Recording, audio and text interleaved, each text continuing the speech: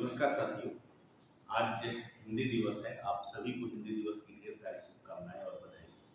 आप सभी जानते हैं कि मेरा प्रयास ये रहता है कि आप सभी को इतिहास के नजरिए से वर्तमान को दिखाया जाए। हम सभी हिंदी दिवस को सेलिब्रेट कर रहे हैं, बहुत हर्षोल्लास से मना रहे हैं, लेकिन क्या हम हिंदी के उस इतिहास को जानते हैं कि हिंदी कैसे हमारे सामने आया, कैसे यह हमारे जन सामान्य की भाषा बन गई, जन जागरण की भाषा बन गई। इन सारे चीजों को समझने के लिए थोड़ा सा हमें इतिहास की यात्रा करनी पड़ेगी। ध्यान रखिए कि हमारे ऊपर कई आक्रमण हुए। आपको पता होगा कि एंशियंट टाइम से, प्राचीन काल से हमारे ऊपर आक्रमण का दौर जारी रहा।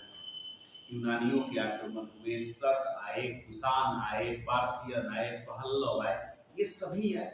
और आगे चल करके इस्लामिक आक्रमण हुए। इस्लामिक आक्रमण में भी दो आक्रमण थे, एक अरबी आक्रमण जो 711-12 में हुआ, और दूसरा जो आक्रमण हुआ वो है तुर्कों का आक्रमण।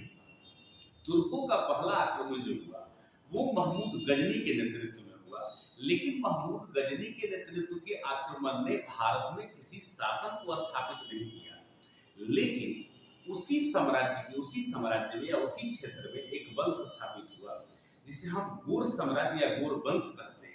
उसका संस्थापक मुइजुद्दीन मोहम्मद गोरी था।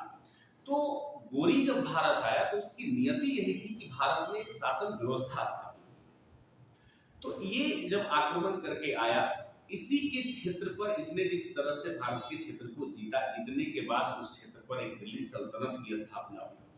तो दिल्ली सल्तनत में आए हुए इन शासक वर्गों को, जिसमें गुलाम वंश स्थापित हुआ, तो सबसे महत्वपूर्ण बात यह है कि आप किसी क्षेत्र में अगर अपनी शासन व्यवस्था स्थापित करते हैं तो वहां की भाषा जैसी आपको बोलना पड़ेगा, वहां के लोगों से कम्युनिकेट करना पड़ेगा। और इनको जो आती थी तुर्की आती थी, या कह ले कि इनको फारसी आती थी। तो इन लोगों ने लोगों से कम्युनिकेट करने के लिए जिस भाषा को स्थापित किया वही हिंदू और उर्दू बना। इसके थोड़ा सा बेसिक स्ट्रक्चर को हम समझने का प्रयास करें। ये लोग जब आए तो दिल्ली सल्तनत की स्थापना में आप देखेंगे कि राजधानी दिल्ली बनी। पहले तो लाहौर में रहा, लेकिन फिर दिल्ली राजधानी जो है स्थापित कर दी गई इल्तुतमिश के द्वारा। अब दिल्ली सल्तनत के जो शासक वर्ग थे वो सामान्य जन के लोगों से कम्युनिकेट करना चाहते थे, और कम्युनिकेट के लिए उन लोगों तक पहुंचना, उनके भाषा तक पहुंचना बहुत आवश्यक था। उस समय में दिल्ली और आगरा के क्षेत्र में जो भाषा बोली जाती थी वह बोली जाती थी खरी बोली, या आप अपभ्रंश भाषा कह सकते हैं। तो उस खरी बोली को या अपभ्रंश भाषा को फारसी लोगों ने अपने लैंग्वेज में बोलना शुरू किया। तो वहीं से एक तीसरे लैंग्वेज का विकास हुआ जिसे हम हिंदी कहते हैं। और इस हिंदी के शब्दों का जो स्रोत स्थापित हुआ वो रहा संस्कृत। तो ये एक प्रकार से आपको नई भाषा के रूप में यहाँ सामने है दिल्ली सल्तनत के कालों में, या कह सकते हैं आप कि इस्लामिक शासन के अंदर। एक और भाषा उर्दू का नाम हम लोग जानते हैं और सुनते हैं, और इतिहास में आप देखेंगे तो हिंदी और उर्दू दोनों का इतिहास एक साथ चलता है।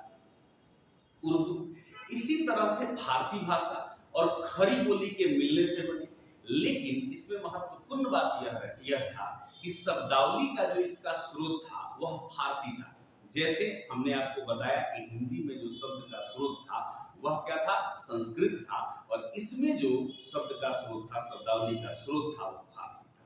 इस तरह से भाषा का विकास हुआ और दो भाषाएं सामने आई, हिंदी और उर्दू। यह अनवरत तेजी से चलने लगी, प्रक्रिया चलने लगी, प्रचलित होने लगा। धीरे धीरे सभी जगह इसका फैलाव होने लगा। कैसे फैलाव हुआ, तो दिल्ली सल्तनत एक वक्त के बाद जब शासन बदला, शासक बदले, तो दिल्ली सल्तनत का साम्राज्य विस्तार, और दिल्ली सल्तनत का साम्राज्य विस्तार हुआ तो इन भाषाओं का भी विस्तार हुआ, और ये हमारी जो भाषा है साउथ के क्षेत्र में भी चली गई। जैसे आप देखेंगे कि उस वक्त के जो स्टेट हुआ करते थे, बीजापुर हो गया, गोलकुंडा हो गया, या अहमदनगर हो गया, तो दिल्ली सल्तनत के विस्तार ने हिंदी भाषा को और उर्दू भाषा को इन जगहों पर भी पहुंचा दिया।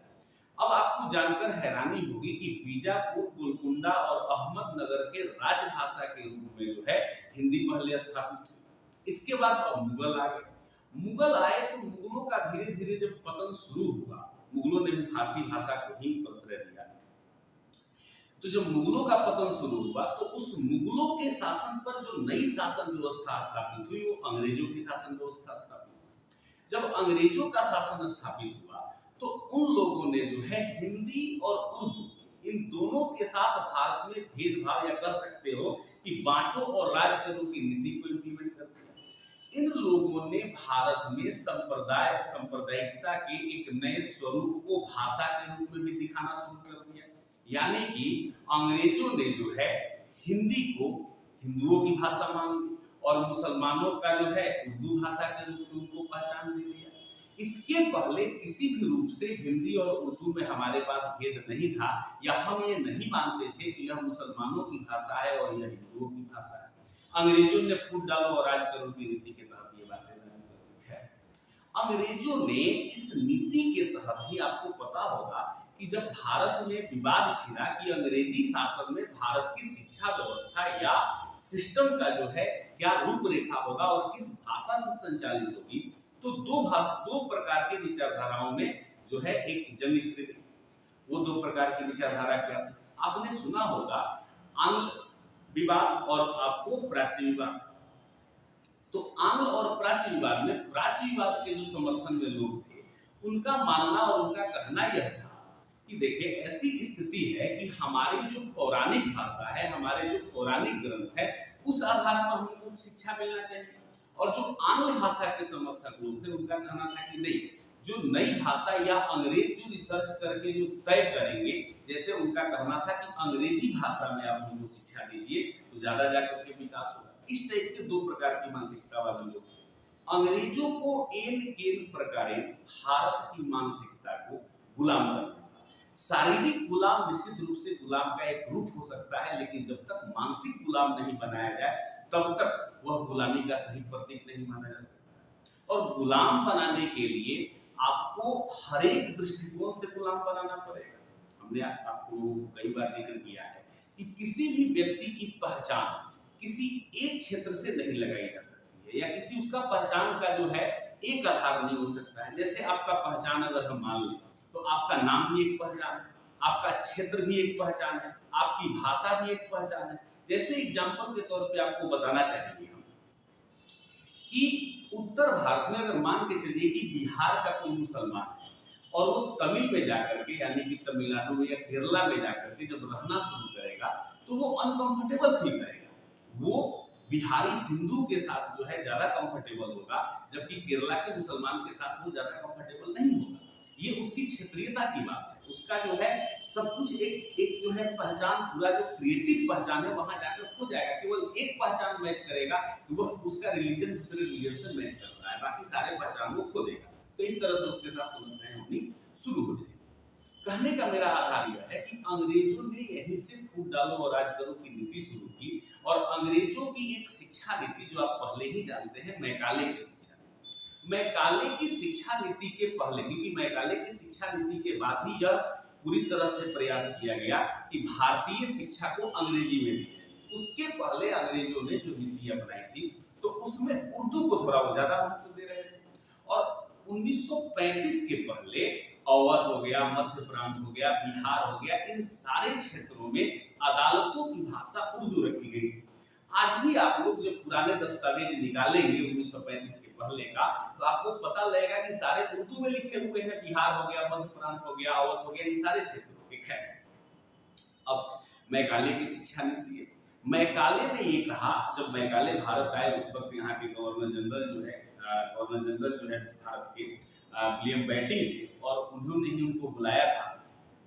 इन्होंने पूरे भारत का भ्रमण किया और इसके बाद इन्होंने जो मूल्यांकन किया, इनको ये बात एहसास हो गया कि भारत में एक से एक टैलेंट है, एक से एक कृति स्थापित करने वाले लोग हैं और इनकी अपनी पहचान इतनी समृद्ध है कि जब तक इनके अपने पहचान को नहीं तोड़ा जाएगा तब तक इनको गुलामी की जंजीर में बांधना बिल्कुल मुश्किल होगा। अब इस बात से अनुमान आप लगा सकते हैं कि अंग्रेज किस तरह से अपने भाषा को, अंग्रेजी भाषा को हमारे ऊपर थोप दिए। 1935 में इन्होंने अंग्रेजी भाषा को भारत में शिक्षा का माध्यम माना। हम लोग अंग्रेजी को लेकर होते रहे। उनका कहना था कि जब तक भारतीयों को अंग्रेजी नहीं सिखाई जाएगी, भाषा का परिवर्तन नहीं होगा, तब तक वो हमारे तरफ सोचेंगे नहीं, और सोचेंगे नहीं तब तक यह गुलाम नहीं हो सकता। उसके बाद से धीरे धीरे हमारे सारे कामकाजों में अंग्रेजी को जो है दिया जाने लगा, अंग्रेजी के माध्यम से काम किया जाने लगा। लेकिन जब हम आजादी के शिखर पर पहुंचने वाले थे तो हमारे साथ एक दंश भी हो रहा था। सबसे बड़ी बात क्या थी कि हम जब आजादी की तरफ अग्रसर थे तो पाकिस्तान का मान भी जोर पकड़ने लगा था, और पहले से ही अंग्रेजों ने फूट डालो और राज करो की नीति में यह बात साबित कर दिया था कि मुसलमानों की भाषा उर्दू है और हिंदुओं की भाषा हिंदी है। तो अब किसी देश की बंटवारा नहीं हो रही थी, अब यहाँ पर भाषा का भी बंटवारा हो रहा था, आप देखेंगे इस। तो अब जो है हिंदी की स्थिति को थोड़ा सा हम आगे देखें तो संविधान सभा की जब स्थापना हुई या संविधान सभा जब बना तो उसमें कौन सी भाषा रहे, किस टाइप की भाषा रहे, इसका विवाद शुरू हुआ। तो भारत 1947 में 15 अगस्त को आजाद हुआ। उसके पहले तक तो यह मानकर चल रहे थे हम लोग कि भारत को आजादी मिलेगी और हम लोग हिंदी को राजभाषा के रूप में जो है स्थापित करेंगे, राजभाषा के रूप में बना लेंगे। मामला यह था कि जैसे जैसे हम स्वतंत्र होने लगे हमारे यहाँ की क्षेत्रीय क्षेत्रीय नीतियां भी जगने लगी, और क्षेत्रीय पार्टी के जो लोग थे उन्होंने कहीं ना कहीं हिंदी को पहले तो स्वीकार किया, लेकिन आजादी के बाद वो स्वीकार करने से मना कर रहे थे। लेकिन फिर भी इस पर बहुत सारी बहस चली और बाद में सोचा गया कि 15 वर्षों के बाद, संविधान निर्माण होने के 15 वर्षों के बाद हम लोग जो है हिंदी को और हिंदी का और महत्व बढ़ाएंगे और इसे राष्ट्रभाषा के रूप में स्थापित करेंगे। तब तक जितने भी कामकाज हो रहे हैं वो अंग्रेजी भाषा में किए जाएंगे। अब भारत आजाद भी हो गया, इस पर जो है चर्चा चली, बहुत सारी हिंदी पर चर्चा हुई। 14 सितंबर 1949 को हिंदी को राजभाषा के रूप में अंगीकृत कर लिया गया, और इसी कारण से 14 सितंबर 1949 को हम हिंदी दिवस के रूप में मनाते हैं। हमारे संविधान के भाग 17 और आर्टिकल 343 एंड 351 यानी कि अनुच्छेद 243 से लेकर 251 तक में जो है हमारे हिंदी भाषा का प्रयोग किया गया है, हिंदी भाषा के बारे में बताया गया है। खैर, अब वहां से जो राजनीति शुरू हुई उसका एक अलग दिशा था, और उसमें जो है एक अलग प्रकार से डिमांड क्षेत्रीय व्यवस्था में की जाने लगी। साउथ में हिंदी को लेकर के एक बहुत बवाल मचा, और आप कह सकते हैं कि बड़े बड़े आंदोलन चलाए गए, और इस तरह से हिंदी का जो है साउथ में काफी विरोध हुआ, और धीरे धीरे हिंदी आज यात्रा करके, अब किसी अगले लेक्चर में आपको बताएंगे कि स्वतंत्रता के बाद हिंदी जो इतने दिनों की यात्रा कर चुकी है ये कहाँ तक पहुंची है। और जो हिंदी हमने राजभाषा बनाया उसमें हमने इस बात का जिक्र किया था कि धीरे धीरे यह हिंदी क्या होगी, सभी जगह फैलते चली जाएगी, और सभी भाषा इस पर जो है, सभी भाषाओं के शब्द इसमें डाले जाएंगे, और ये बहुत समृद्ध भाषा के रूप में स्थापित हो जाएगी। क्या यह हुई? आगे चल करके इसको देखेंगे हम लोग। 8वीं अनुसूची में जो 22 भाषाओं का प्रयोग किया गया है ये किस आधार पर किया गया है, ये किसी नेक्स्ट वीडियो में हम बताएंगे। तब तक के लिए आप सभी को धन्यवाद। Thank you.